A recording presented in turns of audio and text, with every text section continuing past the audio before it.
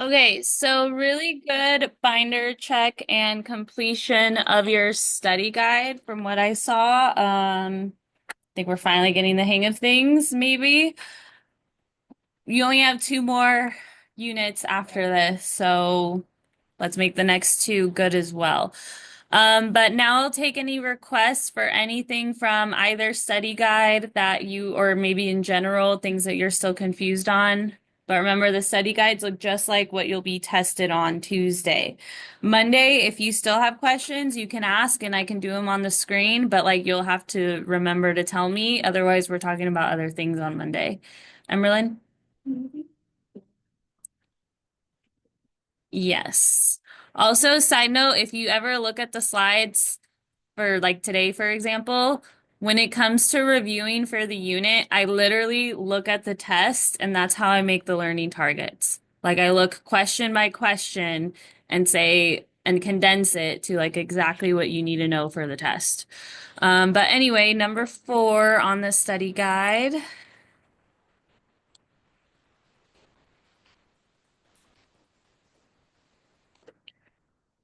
So we have which number pattern is a function that can be described by an exponential equation with a common factor of 4. So exponential functions, and by the way, there's 3 answers that are correct. That's nice of them to tell you that. Um, when we're just looking at patterns of numbers, like these first 5 options are, how do I know if it has a common factor of 4? What operation is associated with factor? That's no you. Multiplying. So multiplying by 4 if my common factor is 4. So in this first one that pops up on my screen, at least it might be different on yours.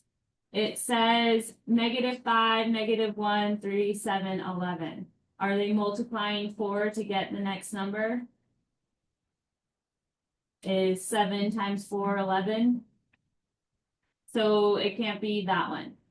It's adding 4 each time, so they're trying to trick you with using the number 4, but it's not a factor of 4 if we're adding. It's only a factor if we're multiplying. So what about the next one? 0, 4, 8, 12, 16. Are they multiplying 4 each time? So don't pick that one. What about 1, 4, 16, 64, 256? Are they multiplying 4 each time? They are. And I have seen on tests where they'll try to trick you with like maybe it's multiplying through 4, except for like at the last numbers. I don't recall seeing that trick on this test, but just be aware it has to be consistent throughout, not just for a couple of the numbers. Then we have 25, 1.25, 0.3125. Are they multiplying by 4 each time? So don't pick that one. They're dividing 4 each time, but that's not the same thing. This one might still be exponential because we have talked about like, well, if you could say dividing by 4, like really it's multiplying 1/4 for that, but still that's not a common factor of 4. So don't pick that one. The next one, 0.05, 0.2, 0.8, 3.2, 12.8. Are they multiplying 4 each time? Yes. So far, these two, we are supposed to select 3. So now let's look at the equations. First of all, anything with an exponential equation has what type of setup?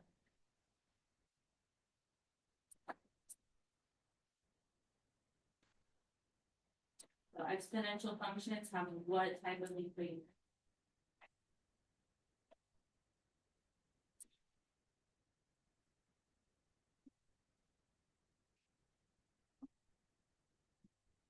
Okay, and then if they give us the information that there's a common factor of 4, where does that go in?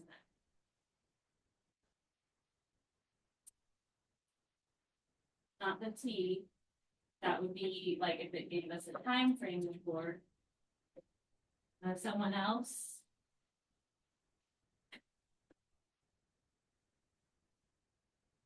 So is there another equation that we use for exponential functions too? So these are our two setups. Both are useful, but in different situations, depending on what the problem gives you. So like if it tells me what I'm multiplying by each time, or I can figure out what I'm multiplying by each time, then my b value, my common factor, that's where the 4 is going to go. So it'll look something like this, whatever one matches it.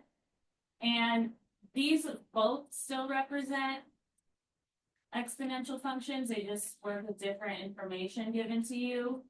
If this parentheses became 4, then the growth rate must have been 3. Just so you know. That's how this fits into that.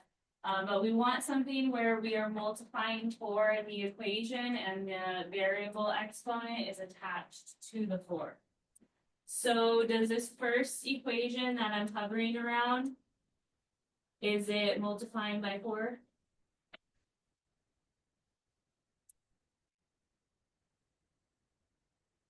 And if you're confused by the notation of A of n, it's basically function notation except where they put the variable as a subscript. So, I mean, still you would plug in whatever they want you to plug in. But does this look like our exponential function setup? So don't pick that one then. What about the one that I have underneath it where it's something plus 4? Does that match our setup? All right, what about the one underneath that where it's 6 times 4 to the n power? Yeah, and it has our common factor of 4. It has it, I don't want to say in the parentheses because it could just be multiplied, but it has it as the number that's attached to the variable exponent. So that's our, because it said there was 3 answers, that's our answer. If you look at the one underneath it, they try to trick you by making the 4 the exponent. That's just not really what we've done in this unit.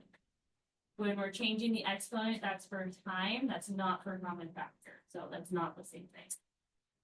All right, questions on this one? Questions on others? Be from the constructive response, from online. Mandalay, on the online.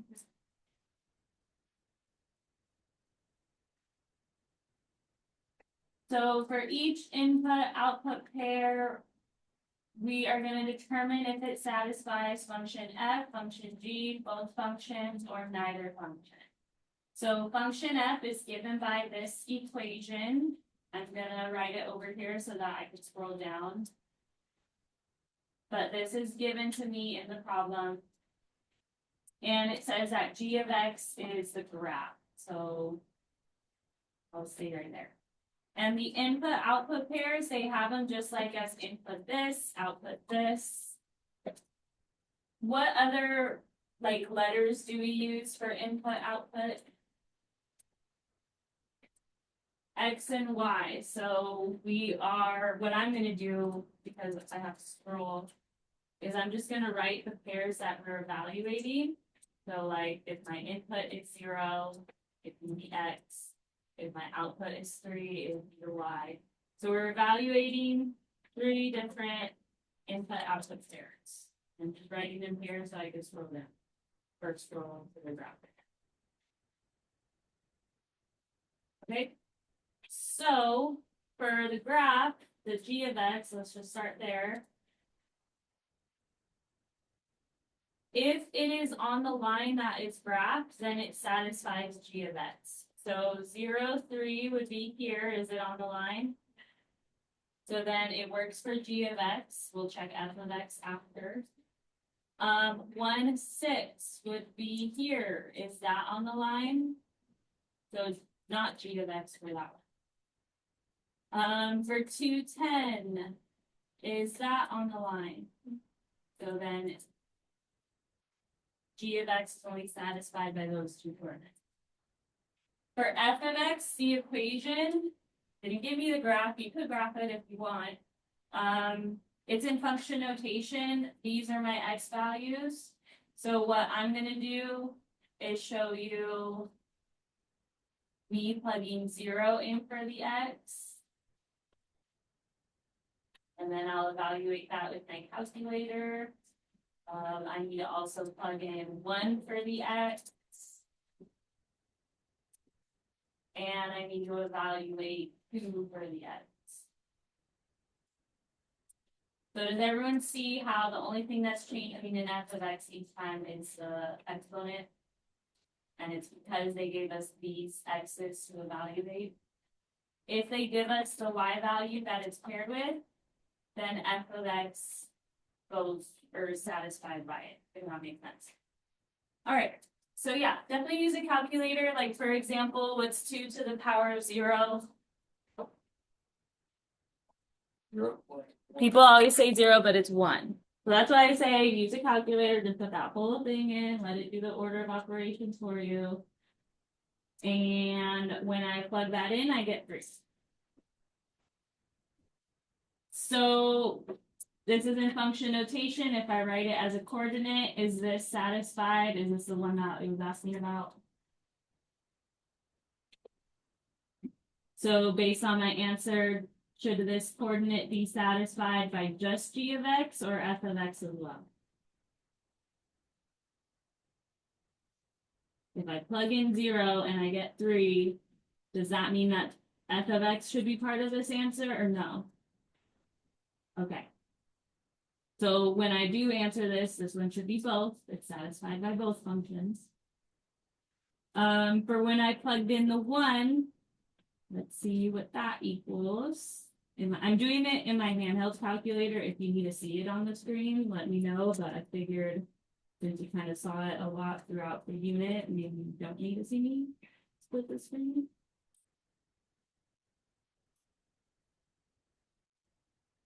Okay, so 3 times 2 to the power of 1 is 6. So is this coordinate 1, 6, is it satisfied by f of x? Those of you that were confused by this, can you answer me? If I plug in 1 and I get 6, is this one satisfied by f of x? Okay. And this one would be only function f. Then when I plug in the 2, let's see what that gives me. I get 12. So my coordinate is 212, and then the one in question was 210. Is this satisfied by function f? So for that one, it'll just be function g. So let me fill in my drop downs. We have both functions.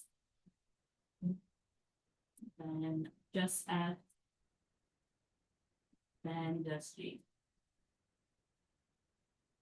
All right, questions on that?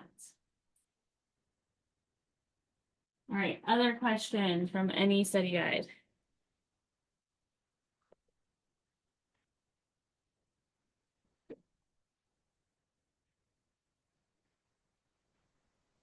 Anyone? Why? Number 3 on this one.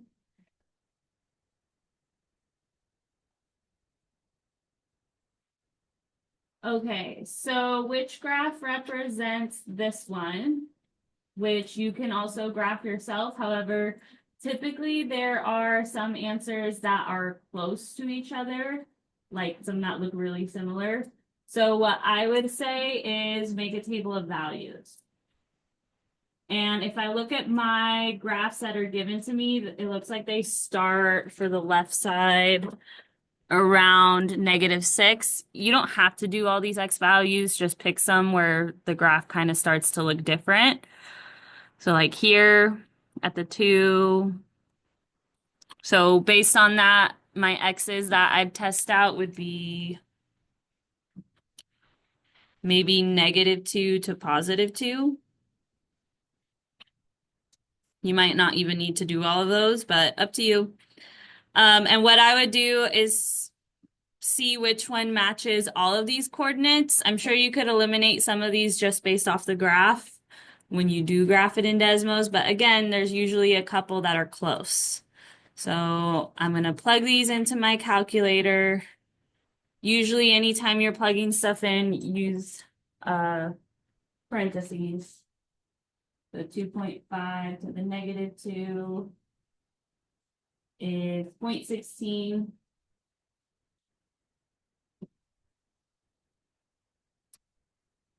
So the -1 power is 0.4. To the 0 power is 1. So the first power is 2.5. And so the second power is 6.25. Okay, so one definitely doesn't look like it. Without me even matching up the coordinates, but you can match it up. Don't think that one's gonna be the answer. This one, so these two parts would be kind of hard to see, so I'm gonna mostly focus on these coordinates. So I do have a coordinate on 0, 1 there. At the 1, 2.5, that is also on my graph. And at the 2, 6.25, that looks like it could work. So on mine, it looks like it's B. Of course, it's probably shuffled on yours, so make sure it matches exactly. Find like your table of values on your graph. Let me just disprove these other ones so that way I feel better about it. Because these do look similar. All right, this one does not have a coordinate at 0, 1, so that's why I'm not gonna pick this one. And then this last one also does not have a coordinate at 0, 1, so I'll pick that one. All right, so if Desmos isn't being that helpful, try adjusting the window. But the table of values, like I just did, I think should definitely come you the right answer. So good on that one. Questions on others?